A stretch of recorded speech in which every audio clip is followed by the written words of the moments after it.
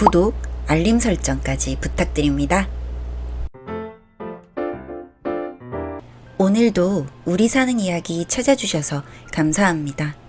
사연자분이 보내주신 이야기 시작해볼게요. 안녕하세요. 제가 살아온 이야기를 한번 들어보시겠어요? 저희 집은 그렇게 가난하지도 않았고 그렇게 부잣집도 아니었습니다. 가지고 싶은 걸 다 가질 수는 없었어도 어느 정도 사치를 부릴 수 있는 정도?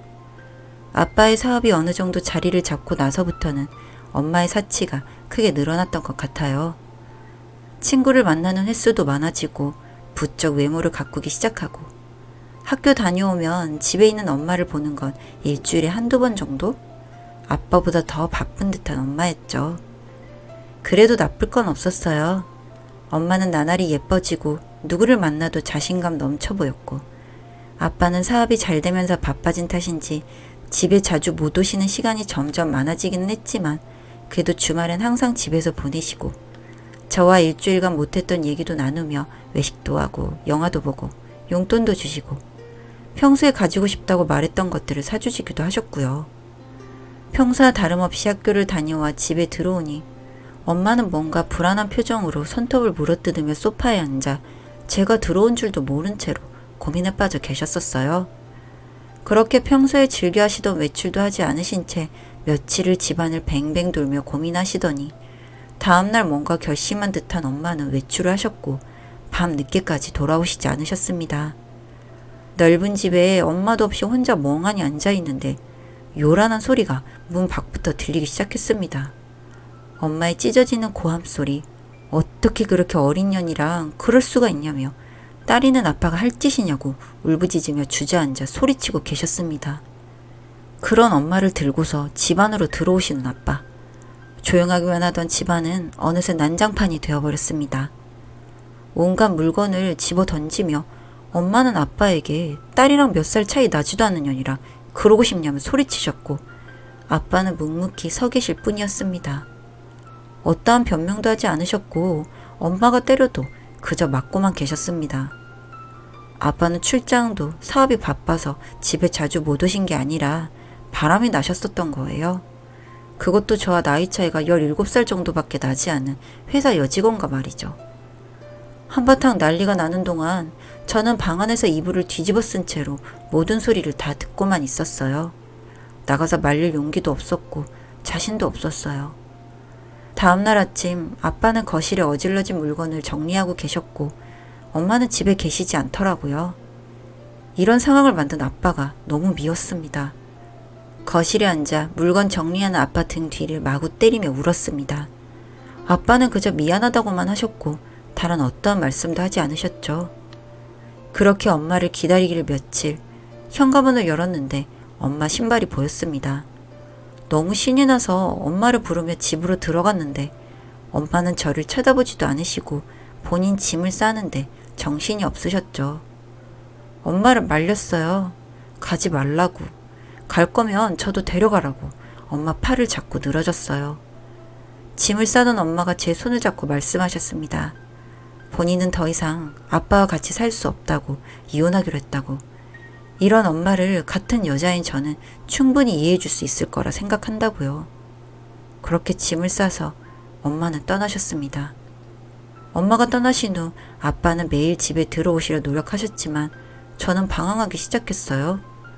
고등학교 마지막 학년을 아주 망쳐버린 거죠. 학교도 자주 빠지고 공부도 하지 않고 그냥 정처 없이 돌아다니다가 새벽에 집에 들어가기도 하고 혼자 거리를 헤매다가 늦은 저녁 집으로 돌아가는데 집 앞 골목에 아빠가 나와 서 계셨습니다. 화가 나신 표정으로 저를 보시자마자 뺨을 때리셨어요. 처음 아빠에게 뺨을 맞아보는 거였지만 황당하고 어이없었죠. 제가 왜 이렇게 됐는데 누구 때문인데 제 뺨을 때리다뇨? 소리를 지르며 반항했습니다. 악에 받쳐 쌓였던 울분을 토해냈어요. 하지만 저에게 다가온 시련은 그게 끝이 아니었습니다. 온 집안에 붙어있는 가압류 딱지들. 아빠 사업이 잘못됐다고 하더군요. 휘청거리던 사업 때문에 정신없는데 무리한 위자료를 요구한 엄마. 그 위자료를 준비하느라 급하게 돈을 쓴 아빠. 엎친 데 덮친 격으로 개발 실패로 인한 손해까지. 덕분에 살던 집까지 경매로 넘어가고 저는 정말 거리에 나앉게 생겨진 상태가 되었어요.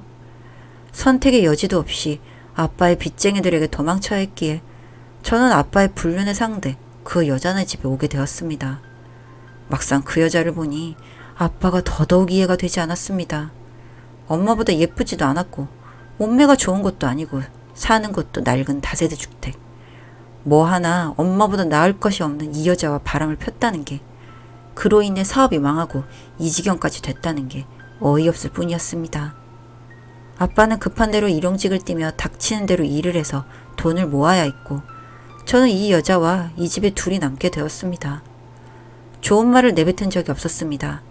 항상 틱틱거렸고 나는 엄마의 복수를 하는 것이라고 스스로 타당한 괴롭힘이라며 세뇌시키며 그 여자에게 더더욱 못살게 굴었습니다. 하지만 그 여자는 아빠가 없어도 항상 저에게 잘해줬어요. 이딴 걸 음식이라고 차렸냐고 밥상을 엎어버리면 자기는 고아원에서 크고 자라서 반찬을 어떤 걸 해줘야 할지 잘 몰랐다고 말해주면 준비해보겠다고 하고, 나가야 되는데 옷이 없다고 돈 달라고 하면 주머니 속에 꾸깃하게 넣어둔 10,000원짜리를 웃으며 꺼내주고, 집이 낡아서 추운데 왜 난방 안 트냐고 난리치면 하루 종일 방바닥이 타들어갈 정도로 난방을 틀어놓고, 집안에서 할 수 있는 진상짓은 다 해봤지만 그 여자는 밤에는 식당 일까지 해가며 돈을 벌어서 생활비 내고 제 용돈 챙겨주기 바빴고 저에게 뭐라고 한 적이 단 한 번도 없었습니다. 점점 저의 마음이 이상해지면서 가끔씩 쿡쿡거리는 느낌이 들었어요. 이 여자는 나한테 왜 이러는 걸까? 하염없이 저에게 베풀어주고 모든 게 저의 중심으로 돌아가는 그 여자. 점점 그 여자의 생각이 궁금해지기 시작했습니다. 그 여자에 대해 물어봤습니다. 실례일지도 모른다라는 생각도 못 해봤고 아픔일 수도 있겠다라는 마음도 헤아리지 않은 채 밥을 먹다 말고 물어본 저의 질문에 그 여자는 덤덤히 그리고 천천히 대답해 주었습니다.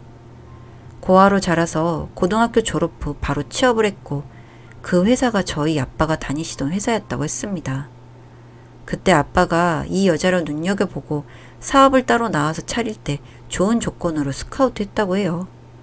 그저 좋은 기회구나 생각하고 이직을 했고 같이 일하면서 다정하고 친절한 아빠 모습에 점점 혼자만의 감동을 쌓아가다가 사업이 급성장하면서 같이 붙어있는 시간이 늘어가면서 따로 밖에서 밥도 먹고 영화도 보고 그랬다고 하더군요. 그러다 사모님께 들켰고 이혼하신다는 얘기까지 듣고 더 이상 죄송하고 염치 없어서 회사 그만두고 그때 이후로 연락하지 않았고 만나지도 않고 있었는데, 갑자기 저희 아빠가 급하게 연락을 해서는 자기 딸 좀 잠시만 봐달라고 부탁을 하시기에 알겠다고 한 거라고. 제가 이렇게 힘들어지게 된 게 다 본인 탓인 거고 용서를 구할 방법도 없이 그저 미안한 마음만 계속 가지고 있었는데, 이렇게라도 옆에서 고박이라도 받을 수 있어서 참 다행이라고요. 덤덤히 말하는 이 여자를 보고 있으니 알 수 없는 감정이 뒤섞이고 그저 믿기만 하던 이 여자가 아주 살짝 안쓰러워지기 시작했습니다. 참 사람 마음이 별게 아닌 것 같아요.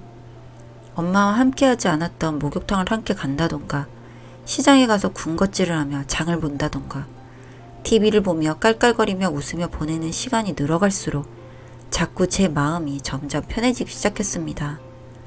아빠는 사업 다시 세워보겠다고 아둥바둥거리며 투자금 부족으로 실패했던 개발을 다시 시작하게 되었고, 어느덧 저희는 서로 얼굴만 봐도 웃음이 나고 무슨 반찬을 제일 좋아하는지 알게 됐고, 어떤 음식을 못 먹는지 취향을 공유하고 편하게 수다 떨 수 있는 사이가 됐을 무렵 이 집에 엄마가 찾아왔습니다.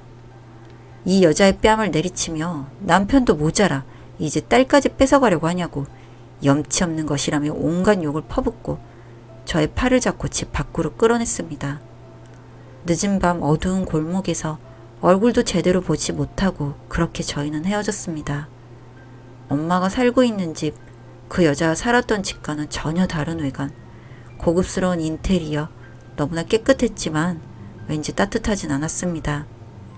변한 것 없이 여전히 아름다운 엄마, 모든 게 낯설어 어리둥절해하고 있는 저에게 엄마는 그 여자 때문에 엄마가 얼마나 힘들었는 줄 알면서 그 여자랑 지내고 있을 수가 있냐며 그런 일이 생겼으면 바로 엄마한테 연락을 해야지 그 여자 집에서 하하호호 하며 지내고 있을 수가 있냐며 섭섭하다고 말씀하셨습니다. 저 말을 듣고 있는데 저런 말을 한다는 게 이해가 안 되는 건 아니지만 엄마 연락처도 주지 않고 그냥 떠나가 버렸으면서 단 한 번을 찾아와 보지도 않아 놓고선 이런 말 하는 게 밉기도 했습니다. 저와 엄마의 생활은 그 전과 다를 바가 없었습니다. 엄마는 항상 외출을 했고 외출을 집에 돌아와도 항상 자기 관리하느라 바빴죠. 잠자리가 바뀌어서인지 불면증에 시달리고 있었고 그날도 어김없이 새벽까지 잠들지 못하고 침대 위에 누워있다가 따뜻한 물 한 잔 먹기 위해 거실로 나왔습니다. 엄마도 잠을 자고 있지 않은지 엄마 방에서 통화 소리가 새어나오고 있었습니다. 다시 사업개발 들어갔다고? 잘 되든 안 되든 그거 상관없고 애가 나한테 있는데 생활비 달라고 하면 보내주겠지. 설마 안 보내주겠어? 라며 말하는 엄마의 목소리가 들렸습니다. 갑자기 이 공간에 있기가 싫어졌어요. 온몸에 소름이 끼치고 이 사람은 내 엄마가 아닌 것 같았어요. 이런 사람이 내 엄마일 리가 없잖아요. 잠옷에 가디건 하나 걸치고 신발도 신지 못한 채 그냥 집에서 뛰어나왔습니다. 조금이라도 지체하면 혹시나 엄마에게 붙잡힐까봐 그렇게 미친 듯 뛰었던 것 같습니다. 그 낡은 다세대 주택, 비록 인테리어는 오래되었어도 너무나 따뜻했던 그곳으로 가고 싶었습니다.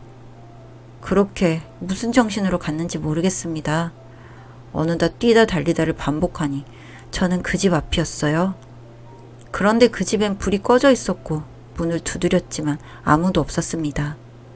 숨이 턱 막히고 눈물이 났습니다. 나에겐 아무도 없다는 생각이 들었습니다. 모두 다들 이렇게 저를 속이고 연기를 했던 것일까요? 그 어떤 누구도 저에게 진심이었던 사람은 없던 걸까요? 너무나 허무했고 허탈했습니다.